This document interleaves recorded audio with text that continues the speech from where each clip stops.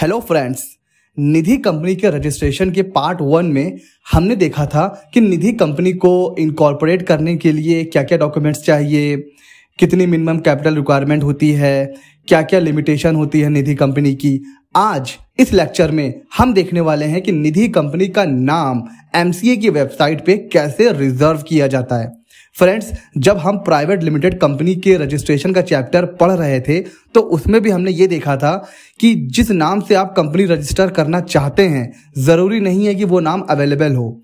तो पहले हमें उस नाम को रिजर्व करना पड़ता है, जिससे ये पता चलता है कि जो नाम हम चाहते हैं वो अवेलेबल है कि नहीं है। तो आज हम देखेंगे निधि कंपनी के अगर नाम को रिजर्व करना है तो उसका प्रोसेस क्या है फ्रेंड्स।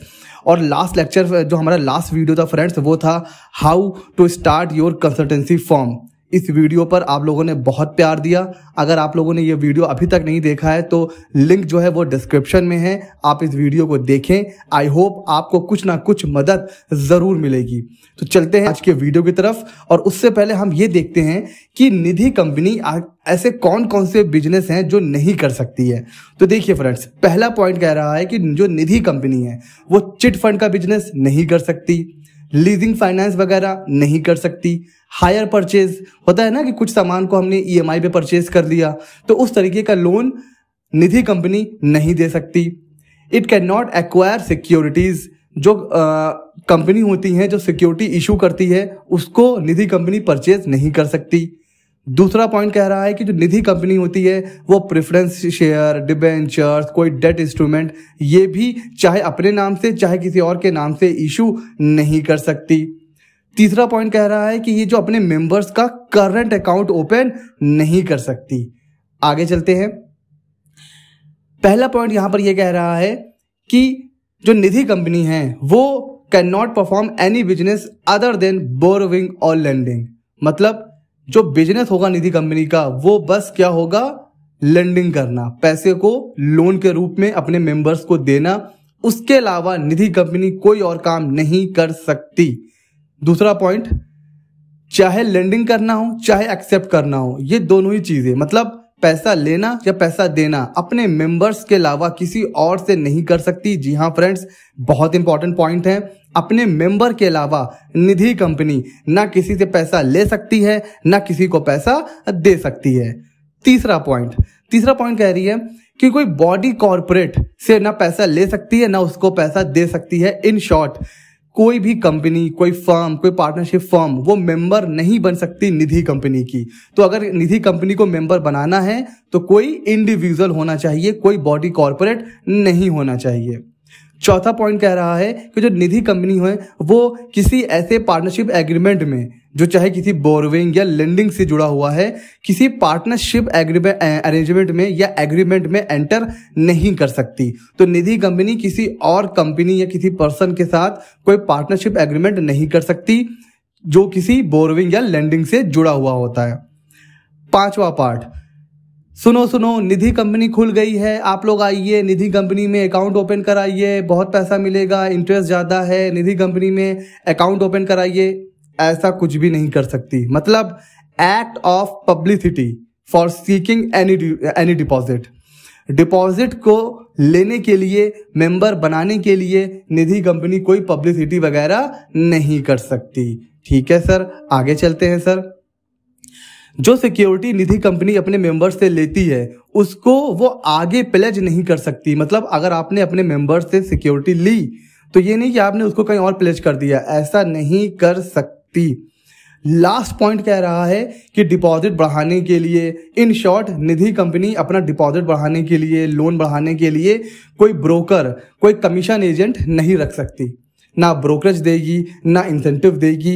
इस तरीके की कोई प्रैक्टिस निधि कंपनी नहीं करेगी अपने फंड को बढ़ाने के लिए। तो फ्रेंड्स, ये वो एक्टिविटीज थी जो एक निधि कंपनी नहीं कर सकती। तो अगर आप निधि कंपनी ओपन करने की सोच रहे हैं तो ये वो काम थे जो आप नहीं कर सकते। चलते हैं आगे फ्रेंड्स। कौन कौन से ऐसे लोन हैं जो निधि कंपनी नहीं दे सकती? तो बहुत ही क्लियरली लिखा हुआ है निधि के रूल्स में कि पर्सनल लोन नहीं दे सकती, व्हीकल लोन नहीं दे सकती, हायर परचेज नहीं कर सकती, अभी हमने पढ़ा है, माइक्रो फाइनेंस वगैरह नहीं कर सकती। इस तरह के लोन निधि कंपनी अपने मेंबर्स को नहीं दे सकती। तो सर निधि कंपनी फिर कैसे लोन देगी?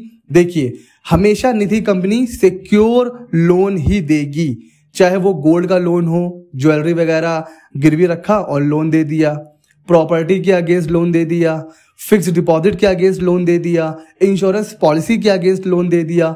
इन शॉर्ट अगर मैं बोलूं तो निधि कंपनी अपने मेंबर्स को सिर्फ और सिर्फ सिक्योर्ड लोन ही दे सकती है, अनसिक्योर्ड लोन नहीं दे सकती। सिंपल। अगला क्वेश्चन ये उठता है कि निधि कंपनी कितना इंटरेस्ट ले सकती है, मतलब जो डिपॉजिट, ठीक है, तो मतलब जो निधि कंपनी अपने मेंबर्स को लोन देगी तो कितना उस पर इंटरेस्ट चार्ज कर सकती है।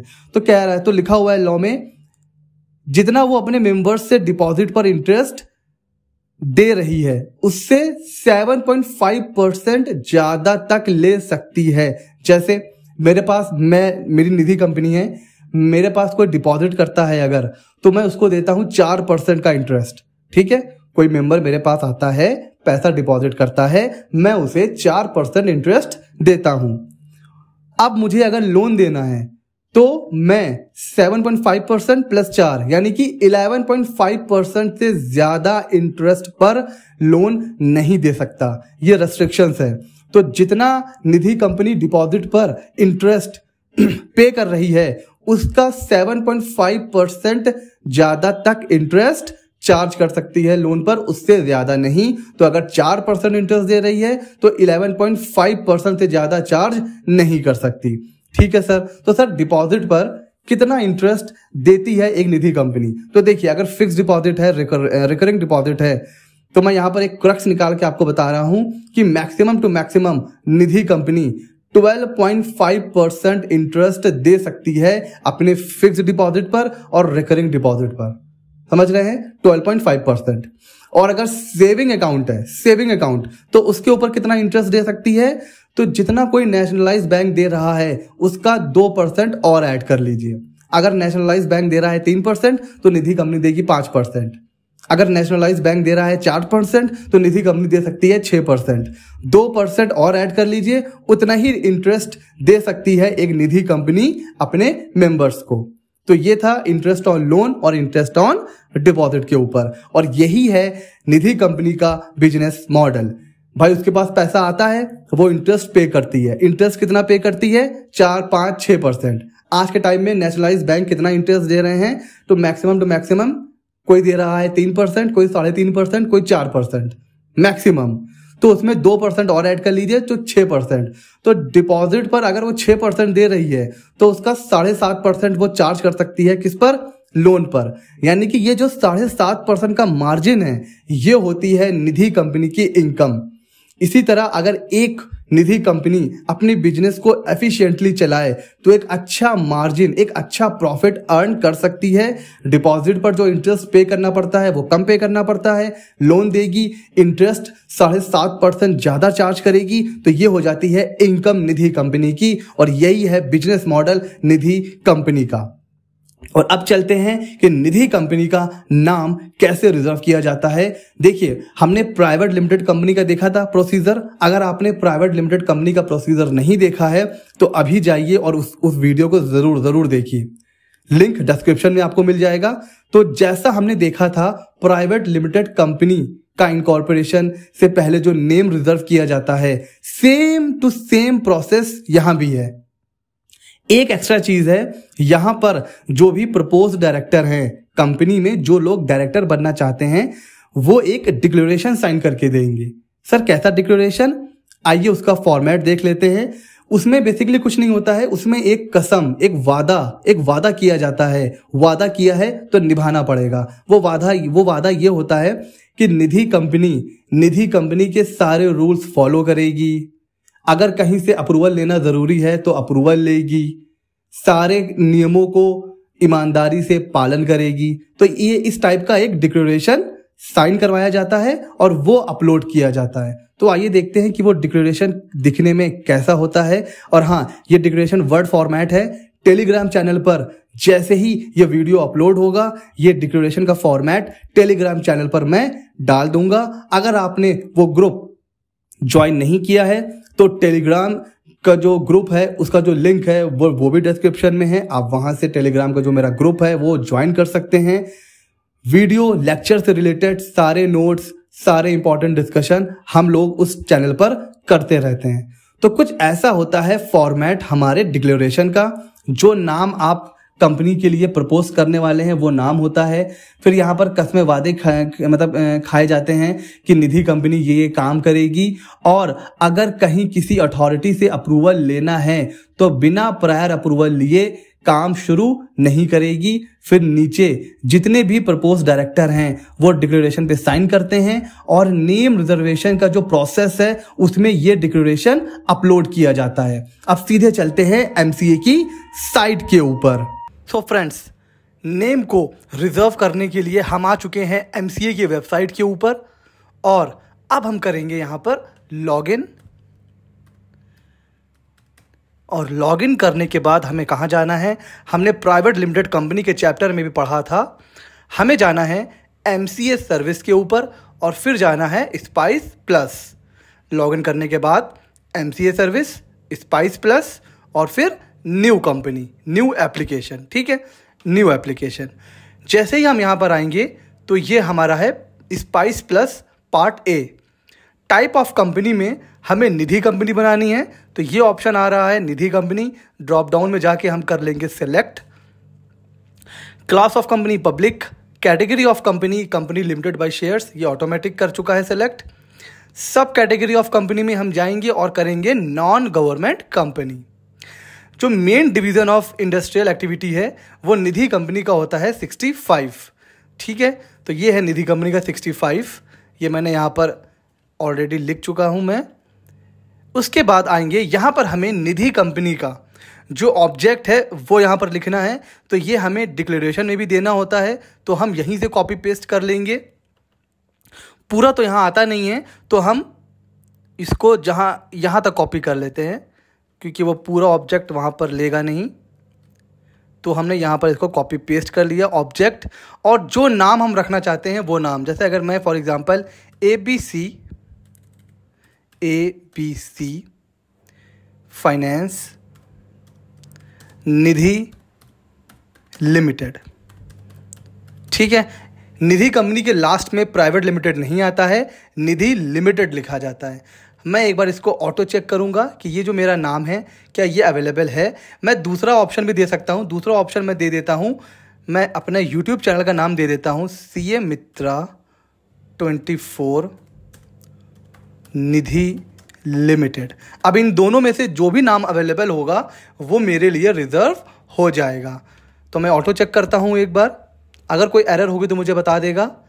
तो ये कह रहा है कोई एरर नहीं है, इसने नाम चेक कर लिया है। बट ये पहले बताता है कि यहाँ पर भले ही नाम अवेलेबल है, लेकिन जब आप इस फॉर्म को सबमिट करेंगे तो जो प्रॉपर ऑफिसर है वो उसको फिर से एक बार डीपली चेक करेगा, तभी इन दोनों में से कोई एक नाम अप्रूव होगा।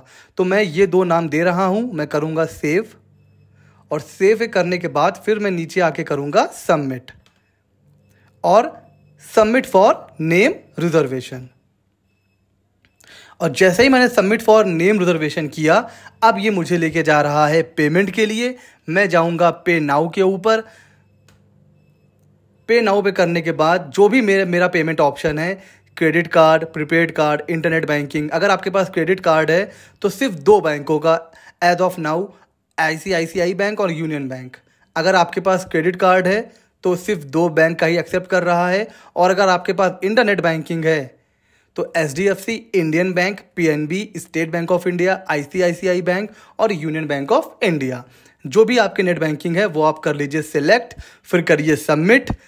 अपनी जो भी इंटरनेट बैंकिंग का ID पासवर्ड है वो डालिए, और आपकी एप्लीकेशन सबमिट हो जाएगी। अभी आपका नाम रिजर्व नहीं हुआ है, अभी सिर्फ आपकी एप्लीकेशन सबमिट हुई है। जैसे ही आपकी एप्लीकेशन अप्रूव हो जाएगी तो दोनों में से कोई भी एक नाम आपके लिए रिजर्व हो जाएगा। तो बहुत इजी प्रोसेस है नेम रिजर्वेशन की। आपने देखा, कोई भी कंपनी हो उसका नाम रिजर्वेशन का प्रोसेस सेम होता है। निधि कंपनी में हमने क्या देखा है, क्या एक्स्ट्रा है? वो एक्स्ट्रा है ये डिक्लेरेशन। ये जो डिक्लेरेशन है इसको आपको वहाँ पर अपलोड करना होता है। जो नीचे ब्राउज का ऑप्शन आ रहा था, आइए मैं आपको उसको भी दिखा देता हूँ एक बार, कहाँ पर इसको अपलोड करना है। एमसी सर्विस पे जाएंगे, स्पाइस प्लस में जाएंगे, न्यू एप्लीकेशन पे जाना है। यहाँ पर जाने के बाद हमें निधि कंपनी जैसा कि हमने अभी करा था सेलेक्ट, फिर नीचे आ जाएंगे, सब कैटेगरी में हम जाएंगे नॉन गवर्नमेंट कंपनी में। यहाँ पर 65 डालना है हमें। ठीक है सर। यहाँ पर फिर हम अपना ऑब्जेक्ट डालेंगे, नेम, और ये चूज़ फाइल। जब हम चूज़ फाइल में जाएंगे तो जहाँ भी हमारा डिक्लेरेशन है वहाँ से हम ब्राउज करके यहाँ पर हमें अपना डिक्लेरेशन भी सबमिट करना होगा। इस स्टेप को मत भूलिएगा। अगर आपने डिक्लेरेशन लगाए बिना एप्लीकेशन सबमिट कर दी तो वहाँ से ऑब्जेक्शन आ सकता है। तो निधि कंपनी के रिजर्वेशन से पहले ये एक डिक्लेरेशन है, ये आपको बना के सबमिट करना पड़ेगा। सर ये हमें कहाँ से मिलेगा? टेलीग्राम चैनल को मेरे ज्वाइन करिए, वहाँ पर ये डिक्लेरेशन मैं शेयर कर चुका हूँ, तो आप वहाँ से डाउनलोड कर सकते हैं। फ्रेंड्स इस वीडियो में यहीं तक रखते हैं। अगले वीडियो में अब हम देखेंगे निधि कंपनी का जो इनकॉर्पोरेशन का पार्ट बी है, जो मेन प्रोसेस है, उसमें कैसे कैसे क्या क्या डिटेल हमें देनी होती है। वो लास्ट पार्ट होगा निधि कंपनी का। आज यहीं तक रखते हैं। वीडियो पसंद आ रहे हो तो लाइक करिए, चैनल को सब्सक्राइब करिए। सीए मित्रा 24 आप लोगों के लिए इसी तरह नॉलेजेबल इंफॉर्मेटिव चीज़ें लाता रहेगा। मिलते हैं अगले वीडियो में।